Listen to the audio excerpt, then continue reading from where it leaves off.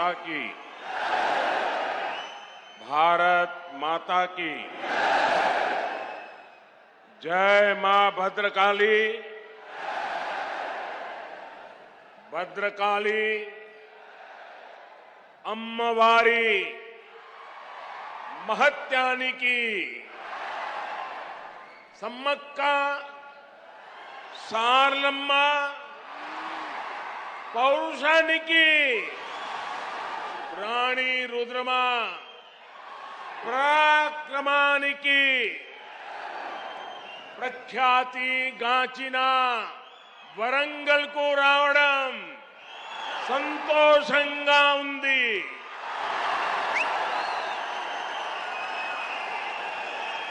आज मैं एक बीजेपी कार्यकर्ता के रूप में वारंगल में आप सबके बीच आया हूं। ये क्षेत्र जनसंघ के जमाने से ही हमारी विचारधारा का मजबूत किला हुआ करता है। जब संसद में बीजेपी की सिर्फ 2 सीटें थी, तब हनुमान कांडा से सी जंगा रेड्डी जी सांसद हुआ करते थे। आज बीजेपी दुनिया का सबसे बड़ा राजनीतिक दल है, तो इसमें तेलंगाना की इस धरती की बहुत बड़ी भूमिका है। मुझे खुशी है कि अब यहां बीजेपी का निरंतर विस्तार हो रहा है। 2021 में यहां के म्युनिसिपल कॉरपोरेशन के चुनाव में बीजेपी अपने प्रभाव का ट्रेलर दिखा चुकी है। इतनी बड़ी संख्या में आप यहां पहुंचे हैं, इसका संदेश साफ है। अब विधानसभा चुनावों में बीजेपी यहां बीआरएस और कांग्रेस दोनों का पत्ता साफ करने जा रही है। साथियों, यहां आने से पहले मुझे तेलंगाना के विकास से जुड़े हजारों करोड़ रुपए का प्रोजेक्ट का शिलान्यास करने का अवसर मिला है। इनसे इस क्षेत्र में सुविधा तो बढ़ेगी ही, रोजगार के भी नए अनेक अवसर बनेंगे। पिछले 9 वर्षों में केंद्र की बीजेपी सरकार ने तेलंगाना के विकास के लिए पूरी शक्ति से काम किया है। आज तेलंगाना में करीब 36,000 करोड़ रुपए के नेशनल हाईवे प्रोजेक्ट पर काम चल रहा है। 2014 में तेलंगाना के लिए जो रेल बजट था, आज उसका 17 गुना 17 टाइम अधिक रेल बजट तेलंगाना के पास है। भाजपा का लक्ष्य यही है, तेलंगाना विकसित बने, तेलंगाना भारत को विकसित बनाए। साथियों, भारत की आत्मनिर्भरता में तेलंगाना की भूमिका बहुत बड़ी है। जब भारत ने तय किया है कि हम कोरोना की वैक्सीन, भारत की अपनी वैक्सीन बनाएंगे, तो तेलंगाना के लोगों ने आगे बढ़कर अपना दायित्व निभाया। जब भारत ने तय किया कि हम दवाइयों के लिए कच्चा माल बनाएंगे, तो तेलंगाना के लोग नई ऊर्जा के साथ जुट गए। जब भारत ने तय किया कि हम मेड इन इंडिया पर बल देंगे, तो तेलंगाना के मैन्युफैक्चरर्स ने पूरी ताकत लगा दी। जब भारत ने तय किया कि हम यूरिया में आत्मनिर्भर होंगे, तो बरसों से बंद रहा रामागुंडम खाद कारखाना फिर से सजीव हो उठा। और साथियों, जब भारत ने अपनी रेल को आधुनिक बनाने का फैसला किया, तो भी इसमें तेलंगाना ही अपनी बड़ी भूमिका निभा रहा है। अब काजीपेट में वैगन बनाने की नई फैक्ट्री बन रही है। यहां बनने वाले सैकड़ों वैगन भारतीय रेल के विस्तार और एक्सपोर्ट दोनों को बल देंगे। भाइयों और बहनों, बीते 9 वर्षों में पूरी दुनिया में देश का इतना गौरव बढ़ा है, भारत को लेकर आकर्षण बढ़ा है। इसका भी फायदा तेलंगाना को हुआ है। यहां पहले के मुकाबले अब ज्यादा इन्वेस्टमेंट आ रहा है और इस ज्यादा इन्वेस्टमेंट का फायदा तेलंगाना के युवाओं को हो रहा है, उसे नौकरी मिल रही है। भाजपा सरकार ने दुनिया में भारत की जो साख बढ़ाई है, ये उसी का नतीजा है। लेकिन सवाल ये है कि यहां तेलंगाना में जो सरकार है, उसने क्या किया? साथियों, यहां की राज्य सरकार ने सिर्फ 4 काम किए हैं। यहां की सरकार ने सिर्फ 4 काम किए हैं। पहला, सुबह शाम मोदी को, केंद्र सरकार को रेगुलरली गाली देने का काम किया है। पूरी डिक्शनरी इसी काम में लगाई है। दूसरा काम क्या किया है? एक परिवार को ही सत्ता का केंद्र बनाने का और खुद को तेलंगाना का मालिक साबित करने का काम किया है। तीसरा काम क्या किया है? इन्होंने तेलंगाना के आर्थिक विकास को चौपट कर दिया। चौथा काम क्या किया? चौथा, इन लोगों ने तेलंगाना को भ्रष्टाचार में डुबो दिया। आज तेलंगाना में ऐसा कोई प्रोजेक्ट नहीं है जिसमें भ्रष्टाचार के आरोप नहीं है। केसीआर सरकार यानी सबसे भ्रष्ट सरकार। और देखिए खेल, अब तो दिल्ली तक इनके भ्रष्टाचार के तार फैल गए हैं। हम पहले 2 देशों या 2 राज्यों की सरकारों के बीच विकास से जुड़े समझौतों की खबरें सुना करते थे कि भाई विकास के लिए 2 राज्यों ने समझौता किया, पानी के लिए 2 राज्यों ने समझौता किया, ऐसी खबरें आती थी।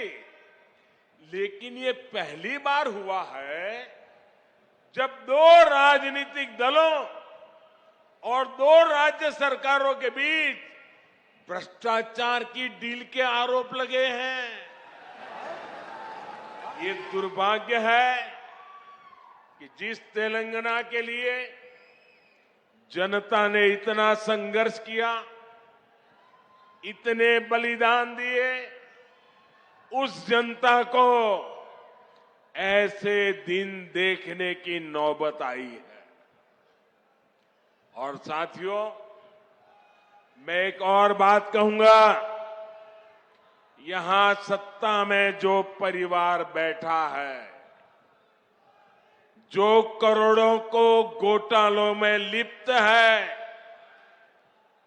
जिस पर जांच एजेंसियों का शिकंजा लगातार कस रहा है, जिसकी पोल तेलंगाना के लोगों के सामने खुल चुकी है, वो परिवार अब तेलंगाना की जनता को गुमराह करने के लिए, माइंड डाइवर्ट करने के लिए नए नए हथकंडे अपना रहे हैं।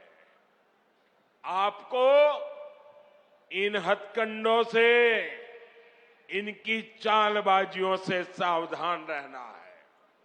साथियों, मैं जब भी तेलंगाना आता हूं, आप सभी लोगों की एक और छटपटाहट समझ आती है।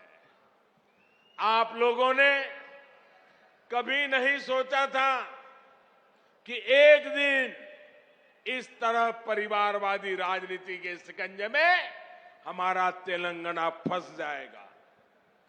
परिवारवादियों को सिर्फ अपने बच्चों, अपने बेटे बेटियों के भविष्य की चिंता होती है। उन्हें देश के, तेलंगाना के दूसरे बच्चों का भविष्य बर्बाद होने से कोई फर्क नहीं पड़ता। और देश के लोगों को, तेलंगाना के लोगों को एक और बात भी नोट करनी होगी। ये जितनी भी परिवारवादी पार्टियां हैं, उनकी नींव भ्रष्टाचार पर खड़ी होती है। परिवारवादी कांग्रेस का भ्रष्टाचार पूरे देश ने देखा है। परिवारवादी बीआरएस का भ्रष्टाचार पूरा तेलंगाना देख रहा है। कांग्रेस हो या बीआरएस, दोनों ही तेलंगाना के लोगों के लिए घातक है। इन दोनों से ही तेलंगाना के लोगों को बचकर रहना है। साथियों, किसी भी जनप्रतिनिधि के लिए सबसे बड़ा पाप होता है अपनी जनता का भरोसा तोड़ना। और यहां की राज्य सरकार ने तेलंगाना के लोगों का भरोसा चकनाचूर करने का पाप किया है। कितनी सारी उम्मीदें लगाई थी आप लोगों ने, लेकिन हर उम्मीद को तेलंगाना सरकार ने तोड़कर रख दिया। यहां की सरकार अच्छी तरह जानती है कि पिछले 9 साल में उसने तेलंगाना के लोगों को सिर्फ और सिर्फ धोखा दिया है।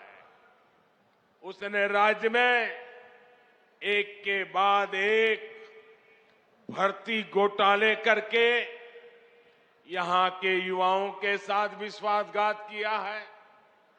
तेलंगाना आंदोलनों के वो दिन मैं कभी भूल नहीं सकता।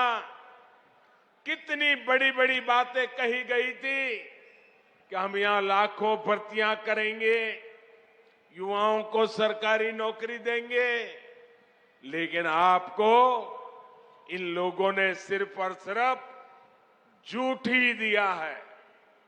तेलंगाना में भ्रष्टाचार का जो खुला खेल चल रहा है, इसका सबसे बड़ा नुकसान यहां के युवाओं को उठाना पड़ रहा है। Telangana state public service commission scam के बारे में कौन नहीं जानता है।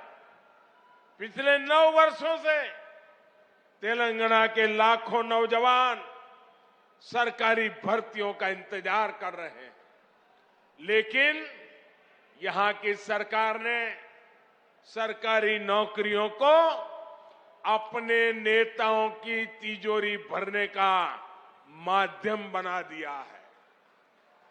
साथियों, तेलंगाना की 12 यूनिवर्सिटीज में हायर एजुकेशन को तबाह करके यहां की सरकार ने लाखों नौजवानों का भविष्य बर्बाद कर दिया है। आज भी तेलंगाना की यूनिवर्सिटीज में 3000 से ज्यादा टीचर्स के पद खाली पड़े हैं। आज भी तेलंगाना की सरकारी स्कूलों में टीचर्स की 15,000 से ज्यादा पोस्ट खाली पड़ी है। क्या ये इन स्कूलों में पढ़ने वाले बच्चों के साथ विश्वासघात नहीं है क्या? धोखा नहीं है क्या? इन लोगों ने आपसे वायदा किया था कि हर बेरोजगार को 3,000 रुपये का भत्ता देंगे। ये वायदा करके भी तेलंगाना सरकार ने नौजवानों को सिर्फ धोखा दिया, विश्वासघात किया। इन लोगों ने आपसे वायदा किया था कि गरीबों को 2 बेडरूम वाले 7 लाख फ्लैट बनाकर देंगे। ये वायदा भी यहां की सरकार पूरा नहीं कर पाई है। ये लोग किसानों के 1 लाख रुपया तक के कर्ज को माफ करने की बात भी कहा करते थे, लेकिन इस वायदे पर भी इनकी सरकार ने तेलंगाना के लोगों को सिर्फ विश्वासघात ही दिया है। साथियों, मुझे पता है कि तेलंगाना की ग्रामीण पंचायतें, यहां के सरपंच यहां की सरकार से कितने गुस्से में हैं, कितने नाराज हैं। ये बीजेपी की केंद्र सरकार है जिसने तेलंगाना की ग्राम पंचायतों को 12,000 करोड़ रुपए से ज्यादा सीधा देने का सुनिश्चित किया है। यहां की ग्राम पंचायतें ज्यादातर काम सेंट्रल फंड से ही करा रही है। केसीआर सरकार यहां ग्राम पंचायतों के सामने लगातार मुश्किल खड़ी कर रही है। इसलिए तेलंगाना की हजारों पंचायतें भी अब यहां की परिवारवादी सरकार को पटखनी देने का इरादा कर चुकी है। साथियों, बीजेपी सरकार ग्रामीण अर्थव्यवस्था को मजबूत करने के लिए गांवों में ज्यादा से ज्यादा खर्च कर रही है। पैडी प्रोक्योरमेंट के माध्यम से यहां के धान किसानों को पिछले 9 साल में 1,30,000 करोड़ रुपए से ज्यादा दिए गए। मनरेगा के तहत तेलंगाना के गांवों में करीब करीब 25,000 करोड़ रुपए का काम कराया गया है। पीएम किसान सम्मान निधि के जरिए भी तेलंगाना के करीब 40 लाख किसानों के बैंक खाते में 9,000 करोड़ रुपए सीधे भेजे गए हैं। पीएम आवास योजना के तहत जो करोड़ों घर बनाए गए हैं, उनसे भी हजारों करोड़ रुपए ग्रामीण अर्थव्यवस्था में पहुंचे हैं। साथियों, बीजेपी ने निरंतर प्रयास किया है कि किसानों को सशक्त करें, उनके खर्च कम करें, उनकी आय बढ़ाएं। हमने लागत का 1.5 गुना एमएसपी देने का वादा किया था। हमने वो गारंटी को पूरा करके दिखाया। हमने दाल की एमएसपी पर रिकॉर्ड खरीदी करके हमारी गारंटी पूरी की। हमने सिंचाई के नेटवर्क को सशक्त करने का वादा किया था, वो गारंटी भी हमने पूरी की।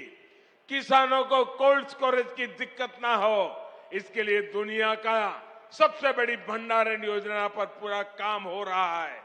आप जानते हैं कि जो 7 मेगा टेक्सटाइल पार्क देश में बनने वाले हैं, उनमें से भी एक यहां तेलंगाना में बनने जा रहा है।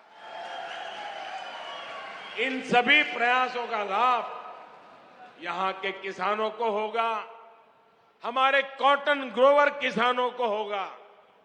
भाइयों बहनों, तेलंगाना की सरकार ने गरीब, दलित, पिछड़े आदिवासियों को सिर्फ झूठे वादे दिए, झूठी घोषणाएं दी, लेकिन केंद्र की बीजेपी सरकार ने सही मायने में इन वर्गों को सशक्त किया है। वारंगल सहित इस पूरे क्षेत्र में बड़ी संख्या में आदिवासी और पिछड़े समाज के लोग रहते हैं।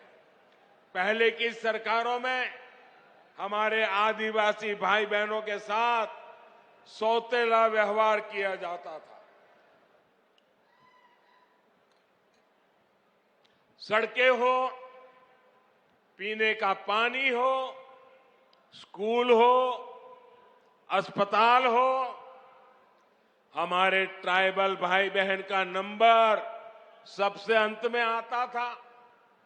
आदिवासी क्षेत्रों के विकास के लिए बीजेपी ने पहले की सरकारों की सोच और अप्रोच दोनों को बदल दिया। हमने आदिवासी क्षेत्रों में सैकड़ों नए एकलव्य मॉडल स्कूल खोले। हमने वन उपज के सही दाम देने के लिए एमएसपी का दायरा बढ़ाया। हमने जनधन केंद्रों के माध्यम से रोजगार के नए साधन तैयार किए। आज आप देख रहे हैं कि इन आदिवासी क्षेत्रों में 6 लेन के 4 लेन के हाईवे बन रहे हैं, इंडस्ट्रियल कॉरिडोर बन रहे हैं, मिशन मोड पर 4G नेटवर्क की सुविधाएं तैयार की जा रही है। आदिवासी परिवारों में सिकल सेल एनीमिया की बहुत बड़ी दिक्कत है। अब बीजेपी सरकार ने सिकल सेल एनीमिया को जड़ से हटाने के लिए भी अभियान शुरू किया है। साथियों, आजकल कुछ लोग चुनाव से पहले जनता को गुमराह करने के लिए झूठी गारंटी लेकर आ रहे हैं। बीजेपी चुनाव के लिए झूठी बातें या झूठी गारंटी कार्ड नहीं बांटती। अगर बीजेपी हर गरीब परिवार को मुफ्त राशन देने की बात करती है, तो पूरा राशन गरीब के किचन तक पहुंचता है। बीजेपी अगर आयुष्मान भारत कार्ड देती है, तो 5 लाख रुपए तक का मुफ्त इलाज हर गरीब परिवार को मिलने लगता है। अगर बीजेपी घर घर टॉयलेट बनाने का अभियान शुरू करती है, तो हर गरीब, दलित, पीड़ित, पिछड़े आदिवासी के घर तक सुविधा पहुंचती है। अगर बीजेपी गरीब परिवार की बहनों को नल से जल देने का भरोसा देती है, तो ये काम पूरा करके भी दिखाती है। तेलंगाना की जनता ये सब कुछ अनुभव कर रही है। इसलिए आज तेलंगाना की आकांक्षा है, आज तेलंगाना की आशा अपेक्षा है, अब की बार बीजेपी सरकार, अब की बार